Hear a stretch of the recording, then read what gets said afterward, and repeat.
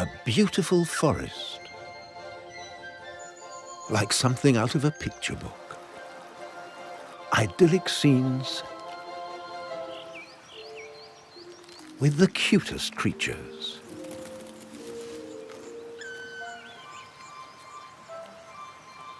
Everything just as it should be.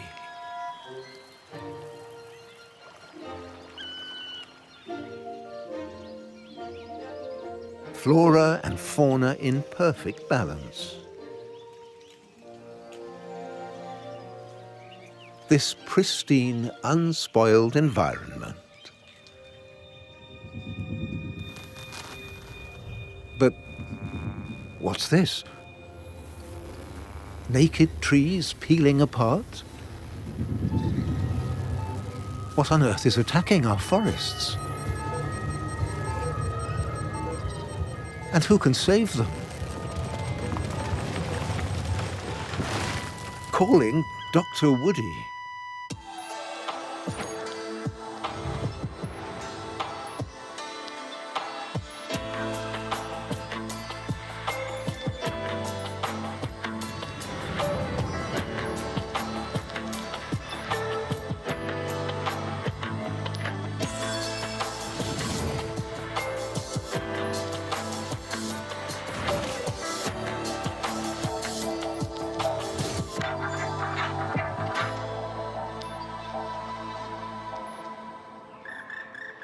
Take, if you will, this 100-year-old lowland mixed forest.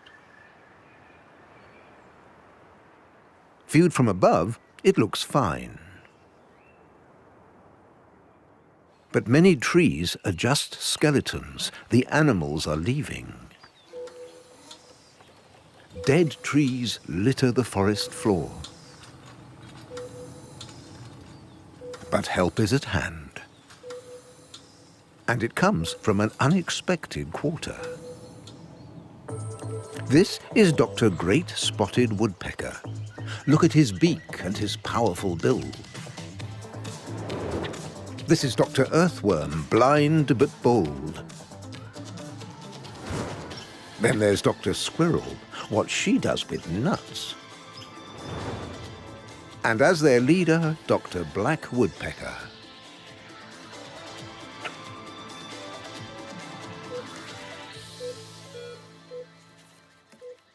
He's Europe's biggest woodpecker.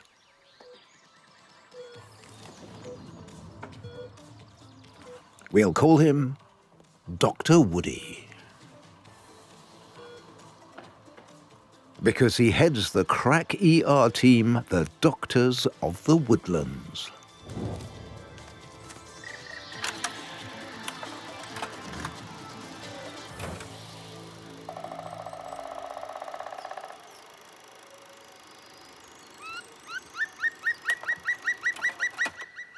Deep in the forest, the treatment begins. A series of holes, 30 centimeters long and 20 centimeters deep, leaving a carpet of shavings on the ground.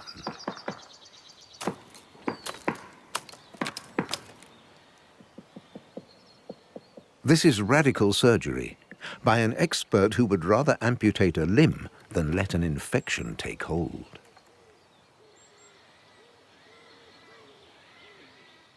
Because he's not targeting the wood, but the insects within.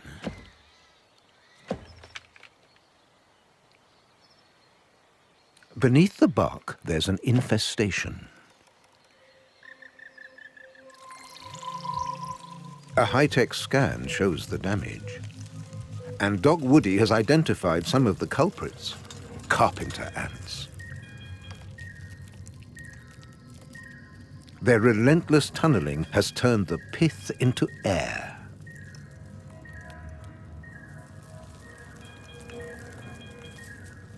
Till a puff of wind snaps the tree like balsa. Luckily, Dr. Woody is addicted to these ants. He's the original tree surgeon.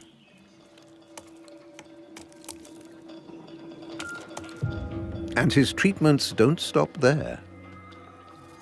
He also clears the forest of another parasite. the bark beetle. Big as a match head, this is a xylophage. That is, it eats wood, preferably resinous wood, evergreens.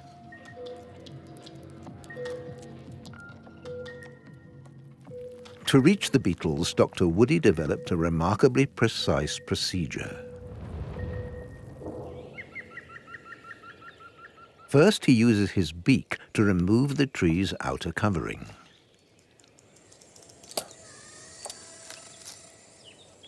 There goes the protective layer of bark. Since his beak grows 2 centimeters a month, if he didn't peck like this about 10,000 times a day, each impacting at 20 kilometers an hour, his beak would be longer than its owner.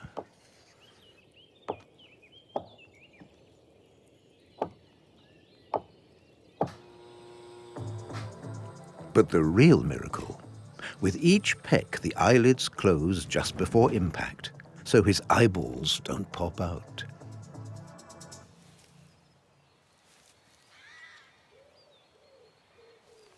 The operation continues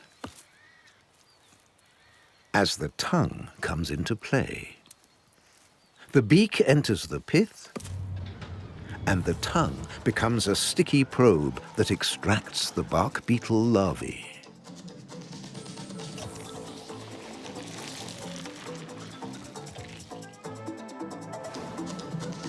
So, far from destroying the trees, Woody is protecting them.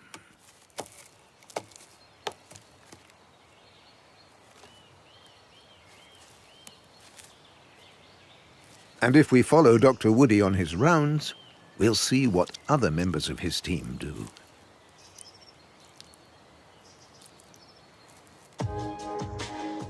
But first, let's get back to basics.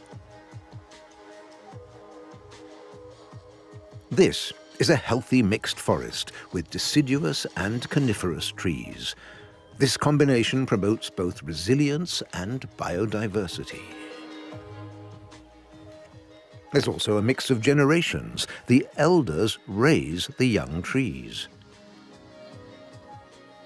Sunlight filters through the many levels, giving everyone enough warmth and shade.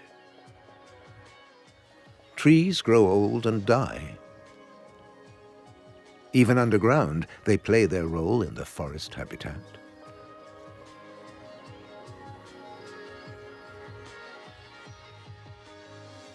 But wherever you look, forests are under threat.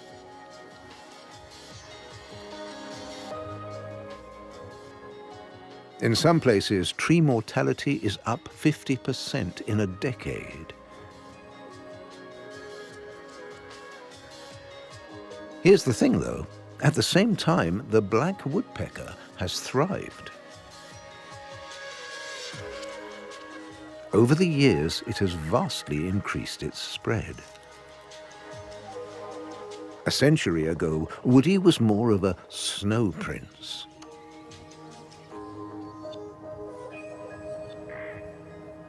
He kept to himself, high in the mountains. But then, in the 1950s, he decided to see more of the world. So the little fellow came down to the lowlands. Now you'll see him basking in beech trees, lolling in lowlands, tapping in treetops. He's everywhere.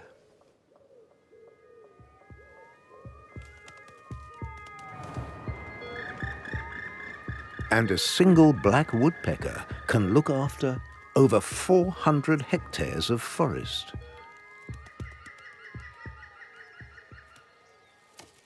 But he doesn't do it on his own. The forest ER also employs his woodpecker cousins.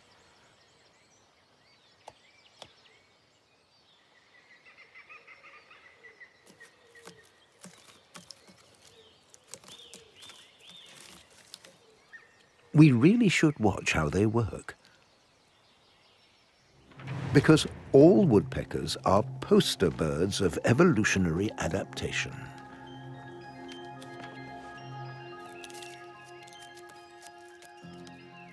Each species is a specialist with its very own role.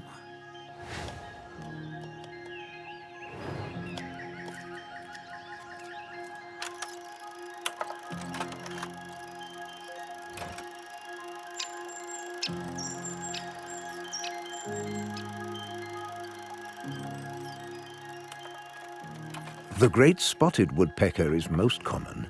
It's a generalist with a knack for cracking nuts.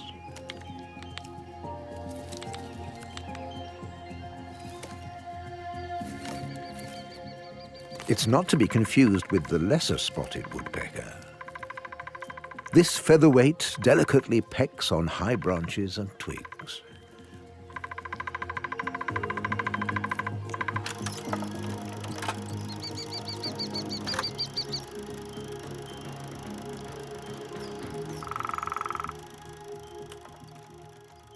The green woodpecker spears insects at the edge of the forest. R.I.P. ants and earthworms.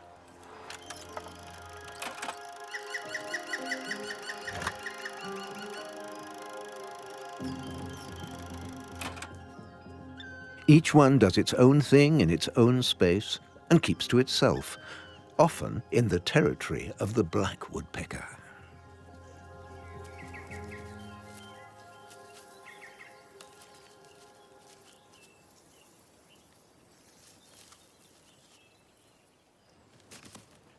But remember those holes we saw at the beginning? They also serve a second purpose, as homes. And because the black woodpecker is biggest, his holes attract all the other species.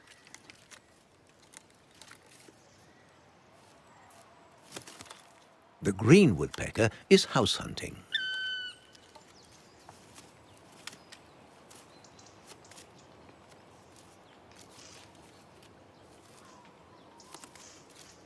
And that annoys the black woodpecker. After all, there's plenty of room elsewhere. And he's happiest on his own. With naked trees, a forest is a sorry sight in winter. All life seems suspended.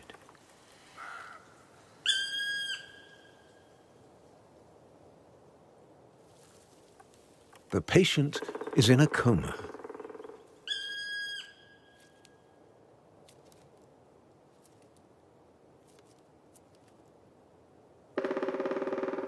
But why excavate a hole so high up? The row will be heard right across the forest.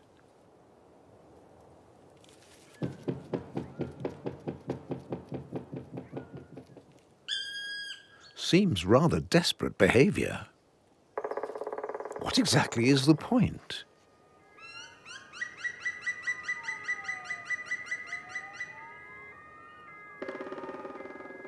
Well, there's another kind of emergency here. With the end of winter approaching, this elemental loner has to satisfy an elementary urge.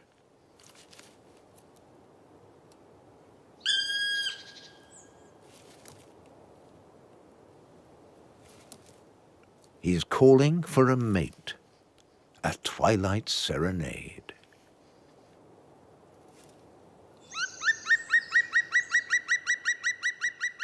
With the forest under anesthetic, that could be wishful thinking.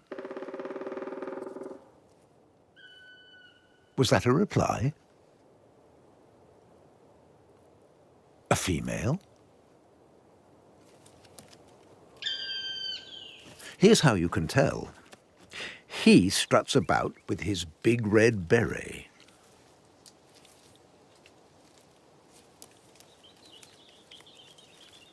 She is identifiable by her cute heart-shaped triangle. Now she's replied, there are 3 ritual months of circling, testing, and learning to trust.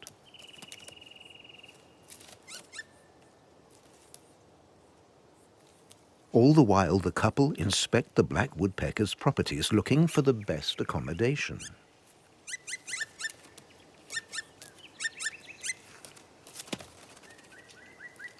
Off they go.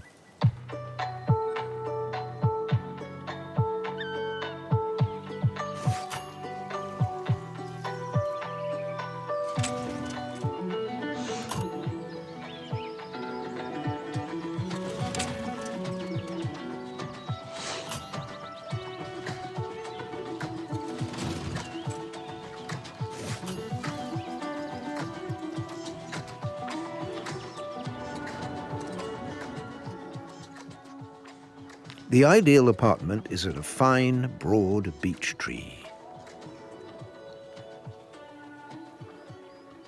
At least 5 meters above ground, a smooth, branchless trunk that offers safety and calm. Next comes the examination.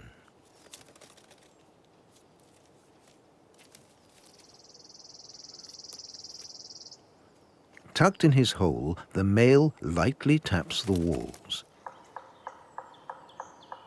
while the female listens from close by and far away. This resonant ritual proves the prospective property is big and clean. When the female does her own check, she realizes he's cheated a bit. It's an old apartment. He just enlarged it by chucking out a few shavings.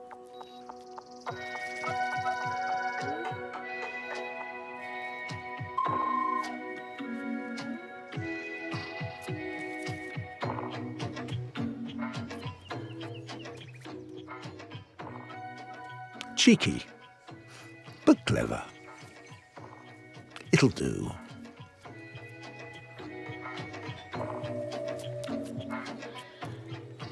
Tired of circling?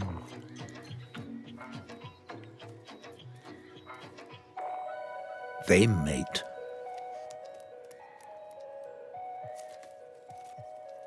Finally.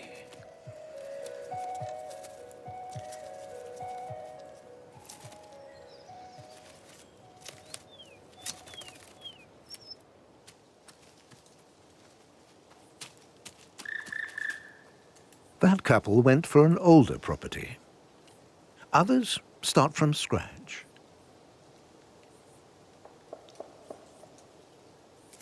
Like these. A self-build can take up to a month, even with that amazing beak. And look at the support it has. Clamps that keep the bird glued to the tree. A strong, muscular tail to use as a prop. A skull with bumpers to absorb the direct shocks. And a tongue that coils round the brain so the brain doesn't slam into the skull.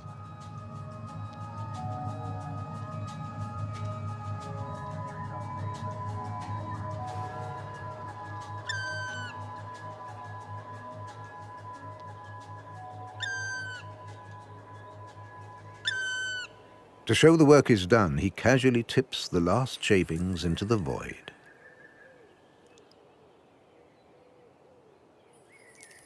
But he may be the only one who doesn't benefit from these surgical skills. A long list of characters are waiting to move in as squatters.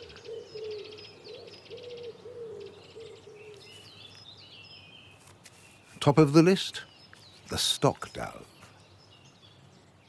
Smaller than the Bizet pigeon on your balcony or window ledge, it sneaks into Woody's apartment as soon as his back is turned.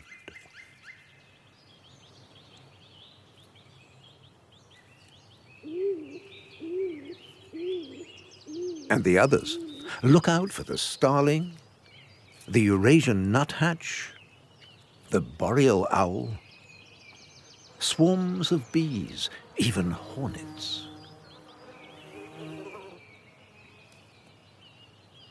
Even a pine marten, the black woodpecker's arch-enemy, will grab his chance. Double trouble for the pecker. The marten wants his home and his eggs, too.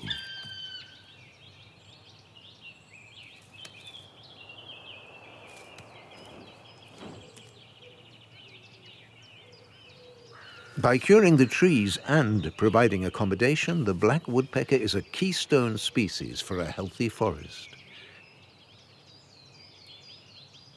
More than 40 species of squatters can move into the holes he's made.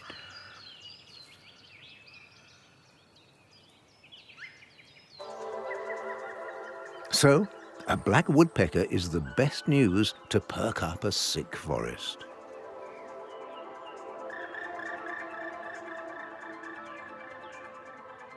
In fact, our little loner is a true pillar of society.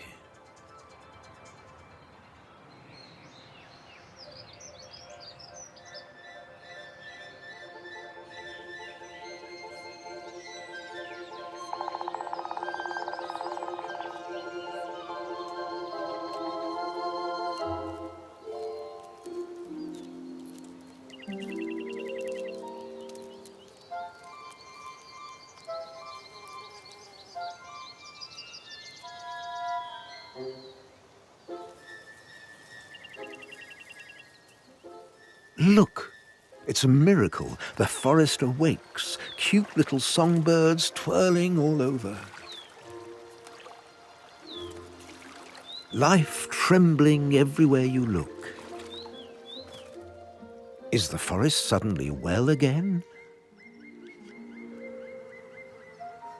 Hardly. It's just the great carnival we call the spring. Launched by pollinators and their flowers.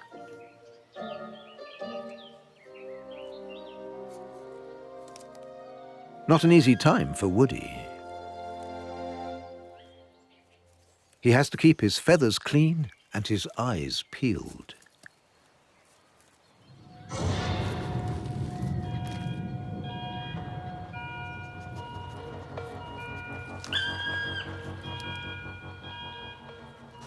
You see, the marten's on the prowl, searching for something to eat.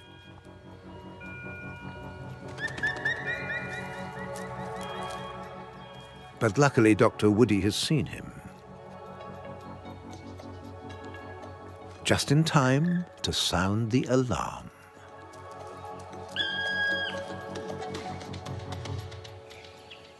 The marten must wait until dark.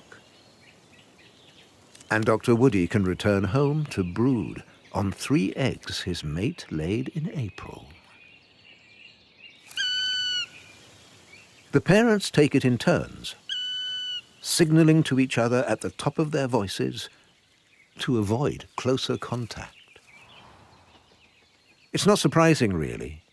Imagine being squeezed into a 20-centimeter hole, glaring at each other, walking on eggs. Literally.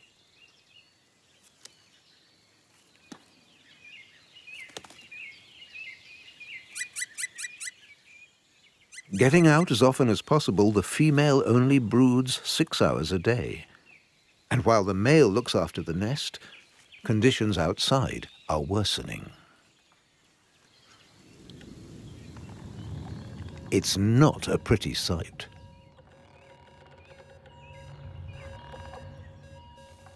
Parasites, lying low in winter, now invade the forest.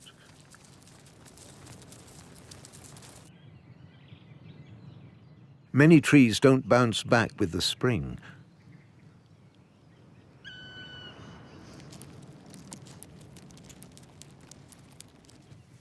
These aren't berries.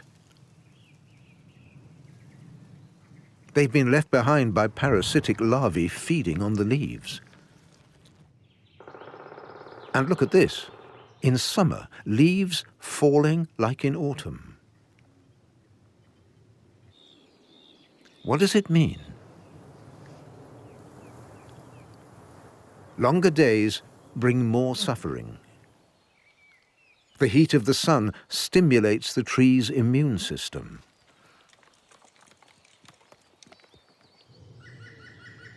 Now leaves stop functioning to save water. Sometimes they even fall. The tree is choosing survival over growth. Dr. Woody's too busy to worry about leaves on the forest floor.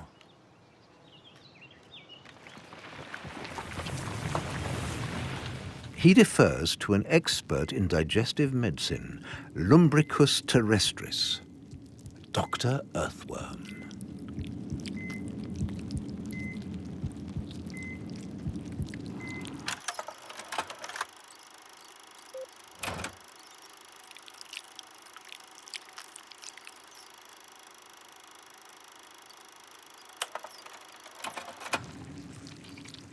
Unlike Dr. Woody, who has a certain undeniable presence, Dr. Earthworm is very ugly. But if you want to aerate and humify the soil, making ideal conditions for healthy roots, he's your man.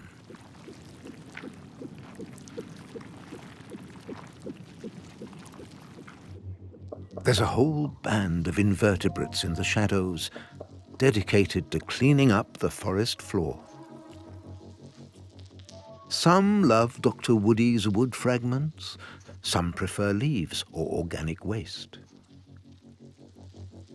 These recyclers feed off remains and produce the richest humus.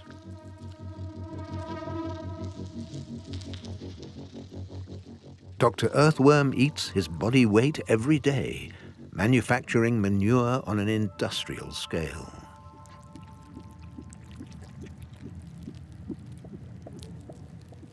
He's the king of the forest floor with his court of fungi and his army of bacteria. They transform the soil into fertile, nourishing terrains, supporting the network of roots, improving the health of the entire forest.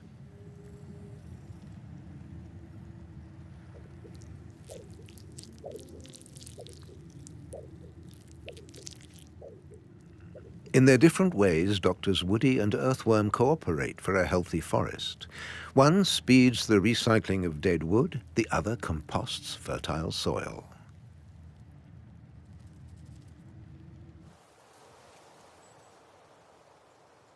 But the diagnosis remains. The soil lacks nutrients. The root network is fragile. Trees can no longer communicate with one another. The patient is deteriorating fast.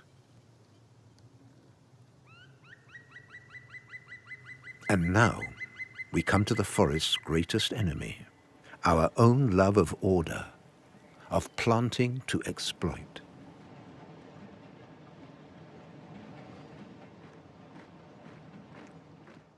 For centuries, we've laid out forests in straight, pretty rows, stiff as a military parade. And then,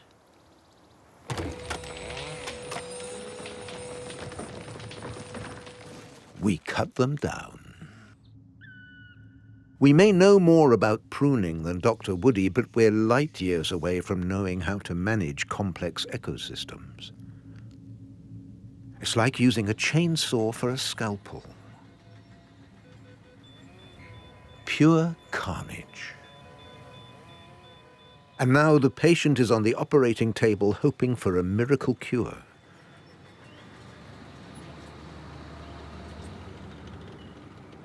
Today's monocultures are bad for forests in many ways. They're ugly. And not just that. Those lines of trees, like laboratory clones, mean much less diverse flora and fauna.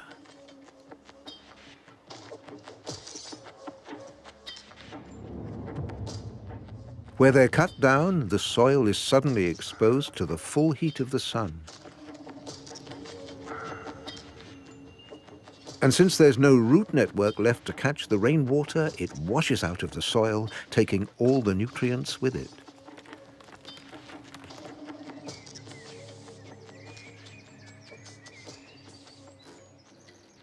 In theory, there's plenty of forest left to manage. In reality, it's marching to its doom.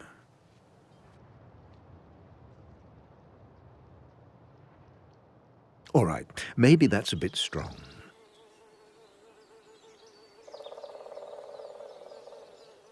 Not every forest is quite so regimented. In this one, for example, there are mixed sections alongside the monocultures.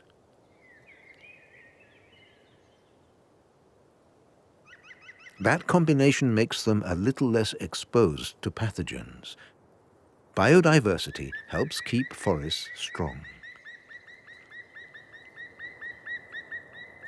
But what about those higher temperatures?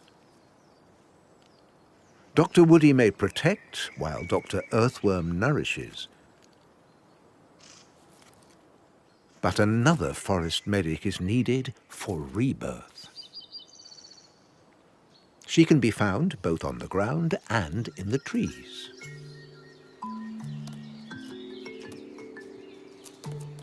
And here she is, Dr. Squirrel.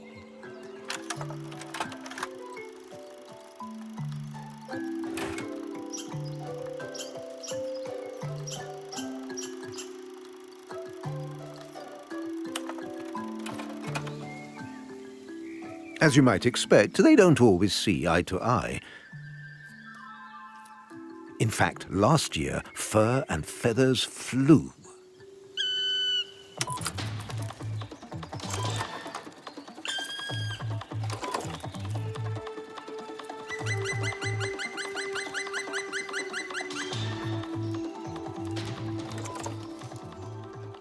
And all because she wanted an apartment he was still using.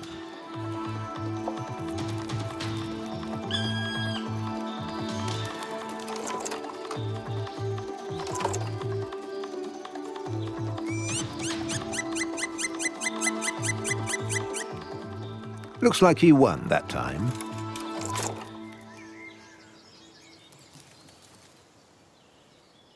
But the point is, she's not just cute, she's also an expert in zoochory, spreading plant spores. She chucks seeds around like confetti at a wedding. Acorns here, pine cones there.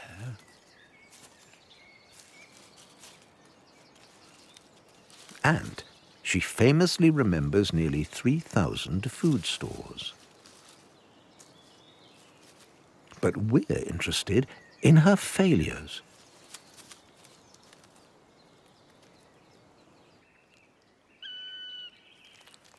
Because they make her the forest's head midwife. What she forgets to reclaim lets all sorts of little trees see the light of day. If the soil is good enough, life always returns. And right now, Dr. Squirrel and Dr. Woody have something else in common. In April and May, both of their nests welcome young'uns.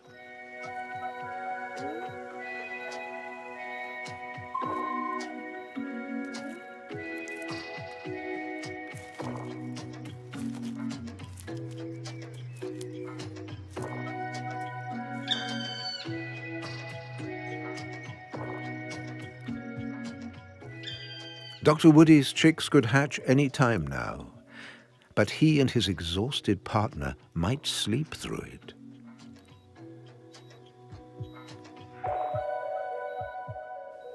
Woodpeckers are only active during the day. Night is a time for predators. Not just these owls.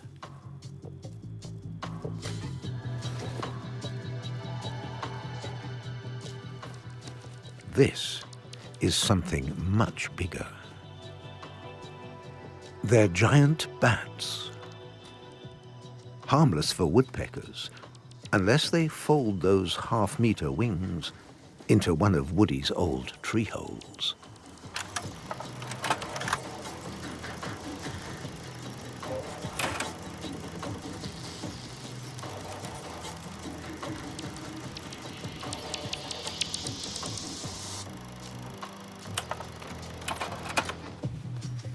Dr. Nocturnal targets mosquitoes, cockchafers, small invertebrates, and devours insects that kill trees by eating their leaves and roots.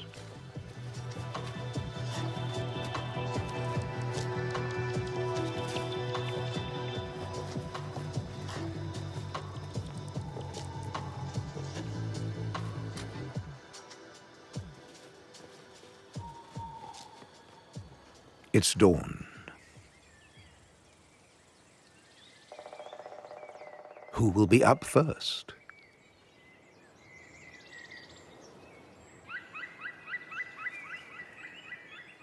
The marten isn't wasting any time. Breakfast. And she fancies scrambled eggs. But first, her morning ablutions. Outside the hole, of course.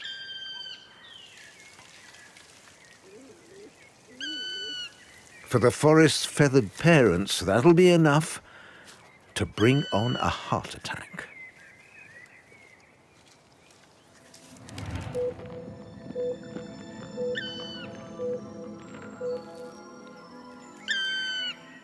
Woody raises the alarm. But where's his partner? Is no one with the eggs?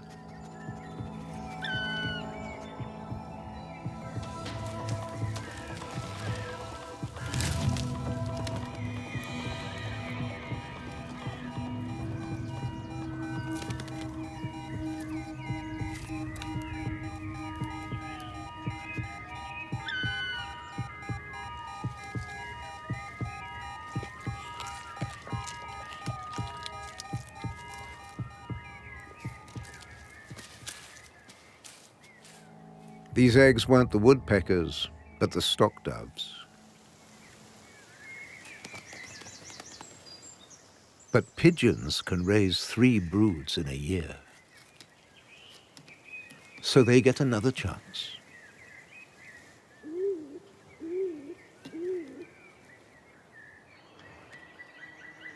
Ah, life in the wild. Reality TV, all shot on location. Lucky for us, the marten missed Dr. Woody's eggs, because now they've hatched. The head of ER is now very busy on parental leave. And he wouldn't take kindly to being disturbed while he's feeding his babes. Remember Dr. Squirrel?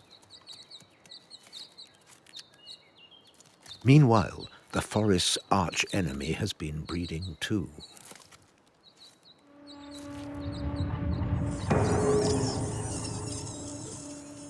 It's those beetles, the bark beetles.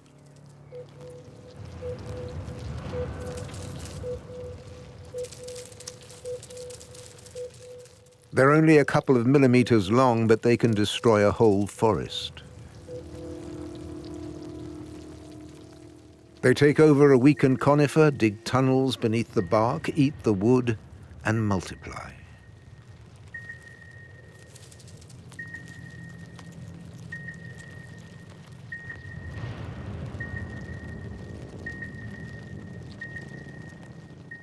A tree's resin will kill a bark beetle if it's on its own.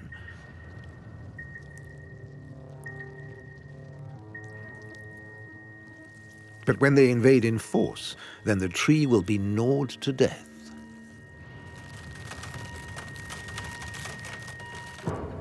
In a healthy forest, bark beetles actually balance the ecosystem by boosting the tree's immune response.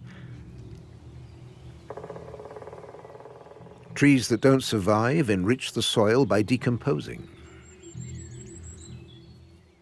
So these beasties belong. But right now, everything's going off the rails. Bark beetles reproduce when the temperature exceeds 15 degrees. See the problem? In spring, a colony takes 6 weeks to breed. In summer, that comes down to 4 weeks. And with climate change, spring comes earlier, summers are hotter.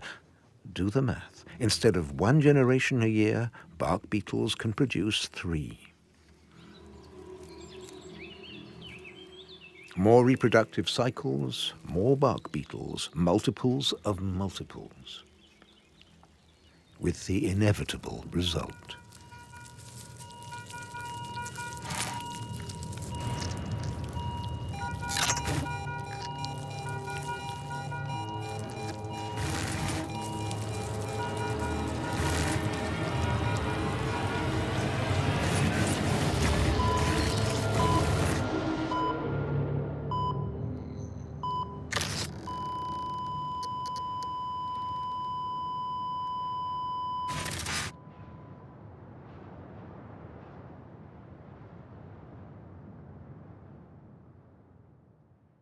Trees face attacks from every side.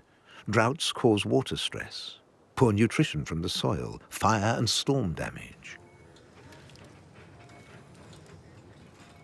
And whole areas are clear-cut.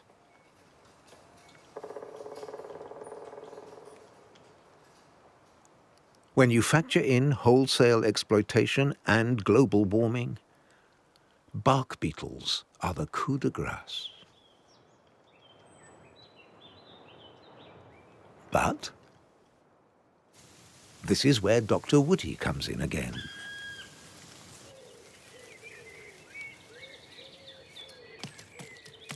Just when the beetles are reproducing fastest is when he needs most food for his young. So he and his mate make 20 trips a day. They have to bring each of their voracious chicks 100 grams of insects. That would be 20 kilos for a human baby. It keeps them busy.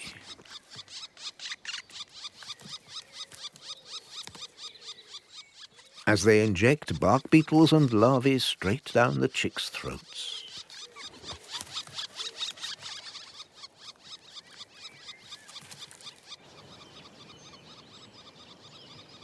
Never forgetting basic hygiene, they eject the droppings. Another form of forest fertilizer.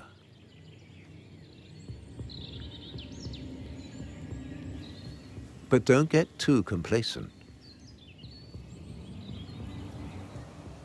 Our patient isn't out of the woods yet. What's happening now? More human destruction? Dr. Woody's surgical skills are powerless here.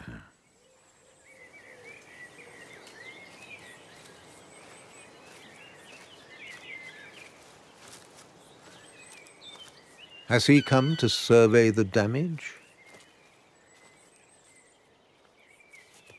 To cut down Woody's tree?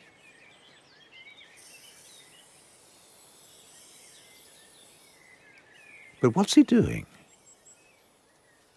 Why is he marking the tree? Is it some strange cult?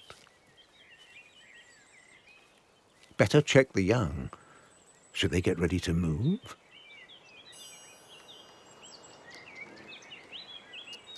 Is the beech tree condemned?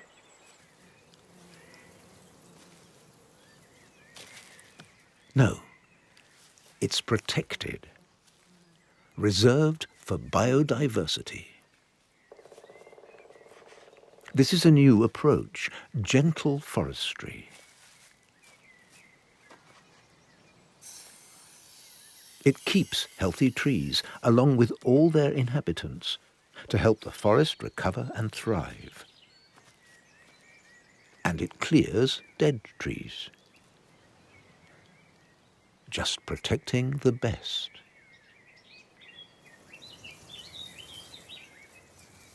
Trees that need time to grow.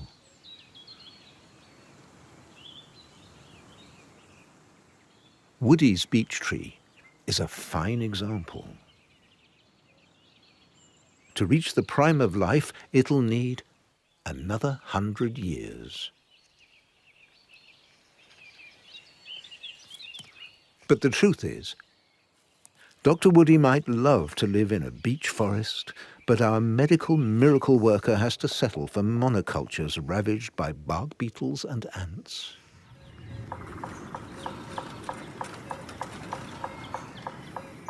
The elusive combination of hardwood and a resinous evergreen forest, that would be perfect.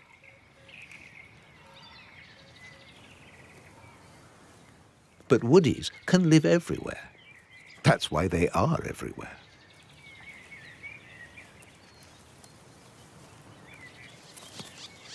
And with their food increasing exponentially, they aren't going to disappear anytime soon.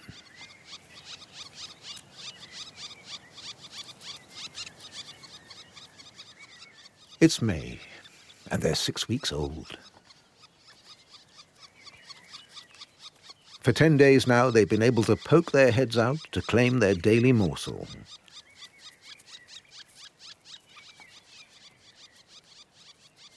And they don't let up.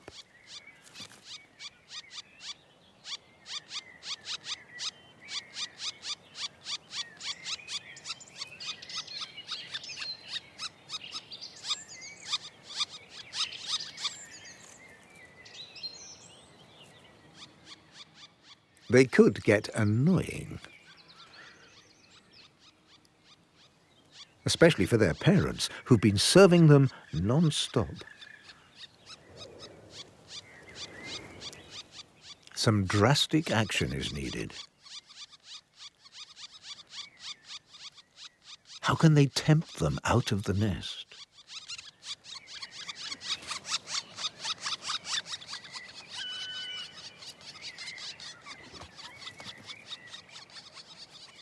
How about starving them for hours at a time? Dr. and Mrs. Woody can be quite tough. They demonstrate take-off. They taunt and they call. Anything to throw them off balance. With just one aim.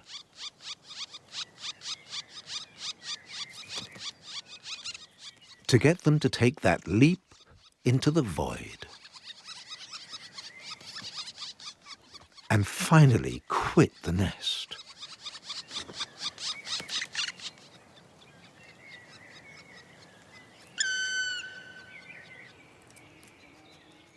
But all this row wakes the marten. Martens aren't really nasty and cruel. What does that even mean? Of course they eat everything. They have to feed their young too.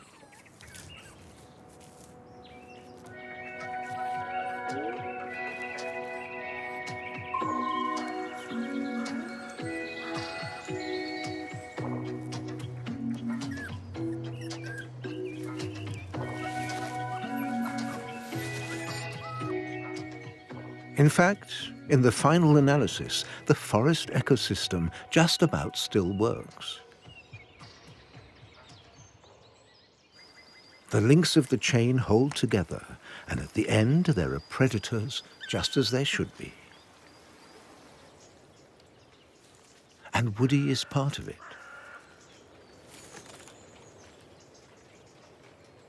You see, adult black woodpeckers have few enemies. They have a long life and plenty of young.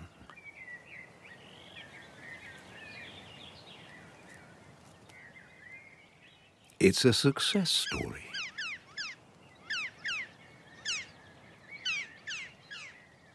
So why not accentuate the positive? If not for the forests, at least for this one species. Dr. Woody will soon be free of his young. They'll fly away at last.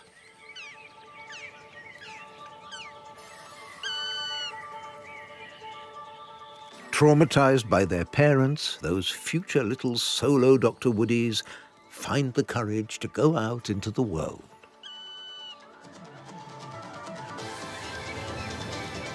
There goes the first.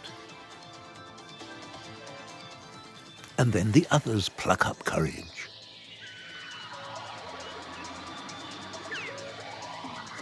Go on.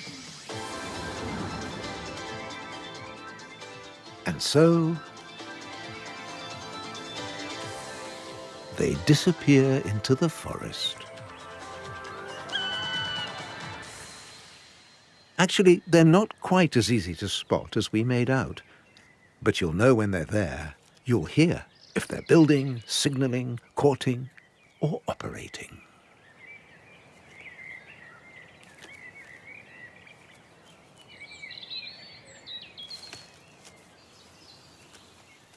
Each Doc Woody claims their own territory. And just occasionally one will still fly through the pale spaces between the trees.